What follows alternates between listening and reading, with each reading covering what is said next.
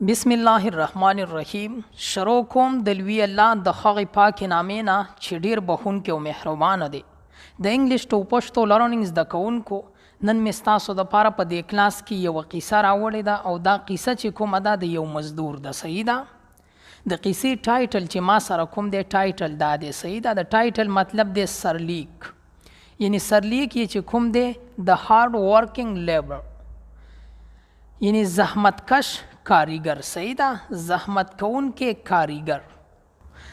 نن دا قصه ده په دې کلاس کې، د دې نه به تاسو انګلیش هم زده کوئ او یو سبق به هم زده کوئ. صحیح ده؟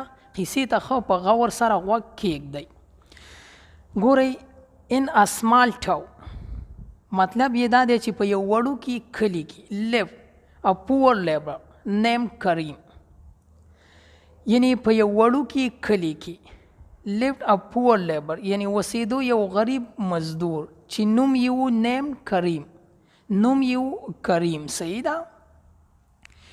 every morning، یعنی هر سهار before the sunrise، یعنی د نور ختو نه مخکې کریم woke up and walked to the construction site. woke up پاسېده به and walked to the construction site، او د کار طرف ته به تلو. صحیح ده؟ یعنی کوم ځای چې به کار کېده هغه ځای ته به تلو، هغه سایټ ته به تلو. he carried heavy bricks، یعنی ده به درنې خښتې وړلې. صحیح ده؟ mixed cement، یعنی میکس شوي سیمنټ، یعنی جوړ شوي سیمنټ.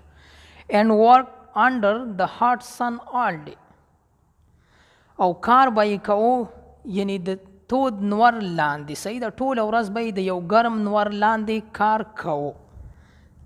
his clothes were old، د هغه جامې چې کومې وي زړې وي. his hand were rough، یعنی د هغه لاسونه سخت شوي وو. صحیح ده؟ لاسونه چې کار څوک کوي د هغه لاسونه سخت شي، کلک شي. but his heart was full of hope، خو د هغه زړه چې کوم و د امیدونو یعنی د هیلو نه ډک و. صحیح ده؟ کریم ورک هارد، کریم چې کوم دی کار یې کوو سخت.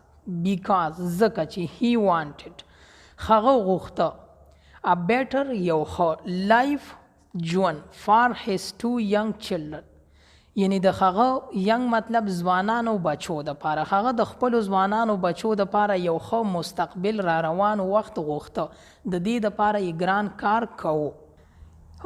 ایوري ایونینګ، یعنی هر ماښام when he came home tired، یعنی کله چې به هغه کور ته ستړی راته. his children، د هغه ماشومان بچي run to him، یعنی د ده طرف ته به یې منډه کړه. and hug him tightly، او ده ته به یې کلکه غېږه ورکړله. هر ماښام چې به دا ستړی کور ته راته نو خپلو ماشومانو به د ده طرف ته منډه کړله او دله به یې کلکه غېږه ورکړله.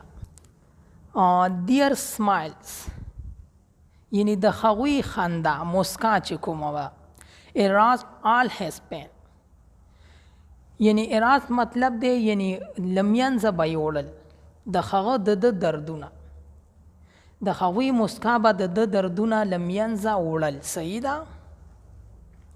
one day، یوه ورځ a big storm، یعنی یو لوی طوفان destroyed part of construction site، destroyed یعنی ورانې که، part of یعنی یو حصہ د construction site، د construction د site، د construction د طرف یعنی کوم ځای چې جوړېده د هغې د یو طرف حصہ یو طوفان ورانه کړله. many workers، یعنی ډېر کارکوونکي کاریګر. were worried، یعنی فکرمند او ډیر کارکوونکي فکرمند او they would lose their job، یعنی چې دوی به خپل کار له لاسه ورکړي، دوی به خپل جاب له لاسه ورکړي. صحیح ده؟ دوی خفه و چې موږ به اوس دا خپل جاب له لاسه ورکړو. but کریم، خو کریم encouraged them and said، یعنی خو کریم دوی باوري کول او ورته ویل یې. صحیح ده؟ دوی ته یې همت ورکو، باور یې ورکو، ورته ویل یې if we work together، یعنی که مونږ یو ځای کار وکړو we can build it again، دا مونږ بیا جوړولی شو. کریم ورته همت ورکړو، دوی ته یې ویل همت یې ورکړو که دا کار مونږ بیا یو ځای وکړو نو دا بلډینګ بیا جوړولی شو. The workers listen to him. یعنی کاریګر چې کوم دی د خبره یې واورېدله، د هغه خبره یې واورېده، یعنی د کریم خبره یې واورېدله، ومنله. بیکاز ځکه چې they respected his honesty and courage. یعنی ځکه یې د خبره ومنله، دوی د هغه ریښتونولۍ او زړورتیا ته درناوی لرلو. صحیح ده؟ نو په دغه وجه باندې د کریم خبره ومنله. چې خبره یې ومنله، they worked day and night. یعنی دوی شپه او ورځ کار کوه. fixed every broken wall. یعنی هر یو وران شوی دیوال یې جوړو. and every damaged roof. او هر وران شوی چت، یعنی چتونه چاودي وو، ډیمیج شوي وو، هغه یې هم جوړول. صحیح ده؟ The owner of the construction company. یعنی د کنسټرکشن د کمپنۍ چې کوم مالک اونر saw their hard work. ویلیدو د دوی دا ګران کار. and was impressed.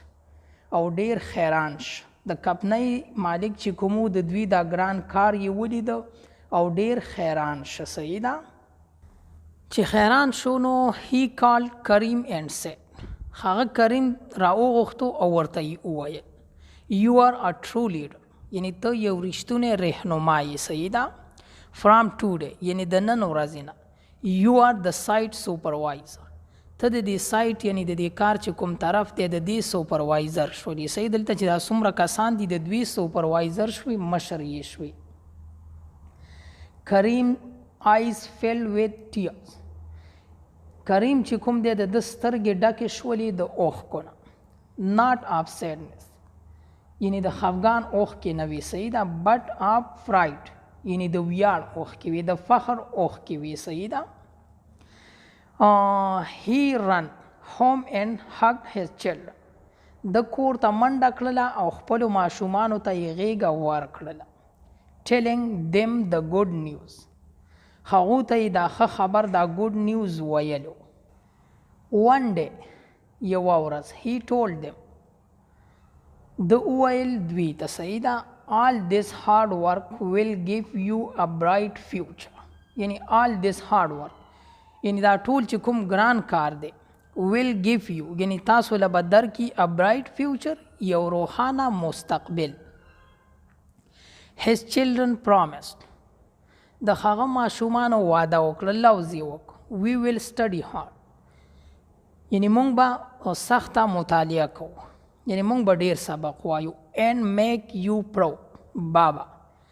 یعنی تا به یو ویاړ جوړو. صحیح ده؟ بابا تا به یو ویاړ جوړو، مونږ به سخت سبق وایو او تا به یو ویاړ جوړو. کریم smiled. کریم وخاندل، یعنی مسکی شو. knowing that every drop of sweat. یعنی دا ورته پته وه، دا پوهېده چې هر یو د خولې ساس کې drop of sweat یعنی د خولې ساس کې. صحیح ده؟ every long day یعنی هر یوه اوږده ورځ. and every struggle او هر یو محنت was worth it یعنی بې ګټې نه دی. صحیح ده؟ کریم مسکی شو او پوهېده چې هر یوه اوږده ورځ چې کومه ده د خولې د هر یو ساس کې دا ټول مشقت چې کوم دی دا بې ګټې بې ځایه نه دی. for a hard working labor یعنی د یو زحمت کوونکي لیبر دپاره. true wealth یعنی رښتونې مالداري چې کومه ده was not money یعنی روپۍ نه دي. د یو رښتوني لیبر دپاره، کاریګر دپاره رښتوني ګټه چې کومه ده هغه روپۍ نه دي. صحیح ده؟ it was the happiness of his family یعنی بلکې د هغه د کورنۍ خوشحالي ده. د ده دپاره پیسې چې کومې دي، مالداري چې کومه ده خوشحالي نه ده، د ده چې فیملی خوشحاله وي د ده دپاره خوشحالي ده. ګورئ د قیسې مرل چې کوم دی که نه، hard work, honesty and patience always lead to a better future یعنی سخت کار hard working، honesty رښتونولي and patience او حوصله always تل lead to a better future یعنی راتلونکې ښه جوړوي. صحیح ده. په دې ځای د دې قصې اختتام کیږي. که ژوند وي راځم به ستاسو دپاره د یو بل نوي کلاس سره. تر د بل کلاسه پورې د لوی الله په امان. والسلام.